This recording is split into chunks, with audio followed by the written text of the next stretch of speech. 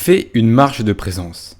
Un petit exercice que j'ai trouvé utile pour pratiquer la vie dans le moment présent est de faire ce que j'appelle une marche de présence. Voilà comment cela fonctionne. Premièrement, promène-toi tout seul, où tu veux, aussi longtemps que tu veux. Deuxièmement, pendant que tu marches, garde ton attention consciente, pleinement et complètement concentrée sur le moment présent. Ne laisse aucune pensée du passé ou du futur entrer dans ton esprit. N'imagine rien, ne subvocalise aucune de tes pensées. C'est-à-dire, ne pense pas avec des mots à l'intérieur de ton cerveau. Concentre toute ton attention sur la perception du moment présent aussi longtemps et aussi intensément que possible. Vois ce que tu vois, écoute ce que tu entends, sens ce que tu sens, ressens. Ça pourrait paraître simple, mais c'est très difficile à maîtriser. Moi, c'est simple, la première fois que je l'ai fait, j'ai remarqué que mon esprit bougeait toujours pendant mes promenades. Et une fois, je me suis demandé ce que ça ferait d'arrêter de penser pendant un moment et de concentrer toute mon attention sur mes perceptions. Ce fut une expérience incroyable, tu t'en doutes. J'avais l'impression d'être entré dans une nouvelle dimension. Tout est devenu plus vivant. J'étais tellement habitué à vivre dans le futur, préoccupé par les événements du lendemain, de la semaine ou du mois, de mes objectifs futurs.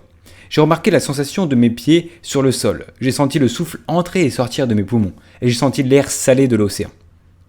Je me souviens avoir regardé un arbre et pensé que je le voyais enfin pour la première fois tel qu'il était vraiment.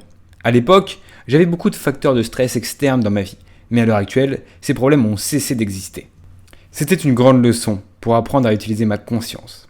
Au cours des mois suivants, j'ai commencé à faire des marches de présence plus fréquemment. Et depuis lors, c'est une pratique continue pour moi. Je suppose que cela peut être considéré comme une forme de méditation, mais c'est différent de toute autre méditation que j'ai pu faire parce que le paysage, images, sons, odeurs changent en cours de route. Au début, c'était un vrai défi de garder mon attention concentrée sur le présent.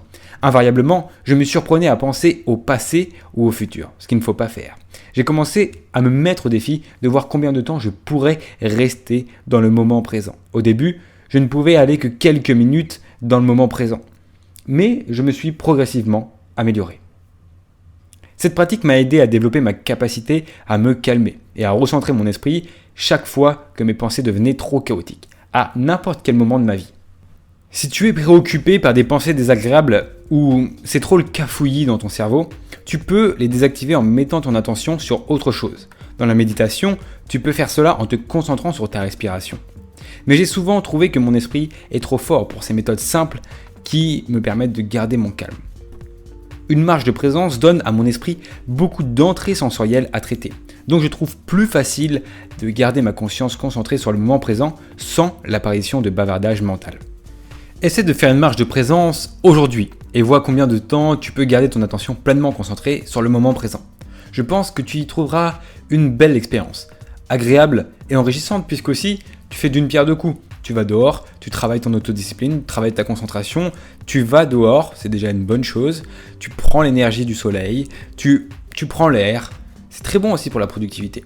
Tu peux également t'entraîner pleinement dans le moment présent en restant assis, en mangeant, ou en conduisant ou en faisant d'autres activités quotidiennes. À long terme, je crois que cette pratique contribue à améliorer la concentration et la stabilité émotionnelle. Elle favorise certainement des sentiments de paix, intérieurs et extérieurs, et aussi de bien-être. Et je te conseille vraiment d'essayer parce que c'est très simple à mettre en place. Voilà, tu vas te promener, tu te concentres simplement sur le moment présent. Revois cette vidéo si tu veux te remettre ça bien dans la tête. C'était donc un article, une astuce de Steve Pavlina. Je te mets tous les liens dans la description pour aller les lire. C'est en anglais et le suivre, il est très intéressant. C'est un pionnier du développement personnel. Si tu as aimé, n'hésite pas à mettre ton plus beau pouce bleu. Si tu veux plus de notions de développement personnel dans ton feed d'actualité YouTube, en plus des vidéos Fortnite, en plus des vidéos qui vont vite, pour te développer personnellement, c'est toujours bien d'avoir ce genre de chaîne dans ton fil d'actualité YouTube. Et ça, c'est totalement gratuit et ça mange pas de pain du tout. Donc abonne-toi. Si tu veux en apprendre plus, si tu es un hardcore, un vrai passionné, quelqu'un qui en veut, qui a faim, n'hésite pas à aller faire un tour sur mes formations approfondies. Tous les liens sont dans la description. C'était Victor Brook, à la prochaine et d'ici là, développe-toi personnellement.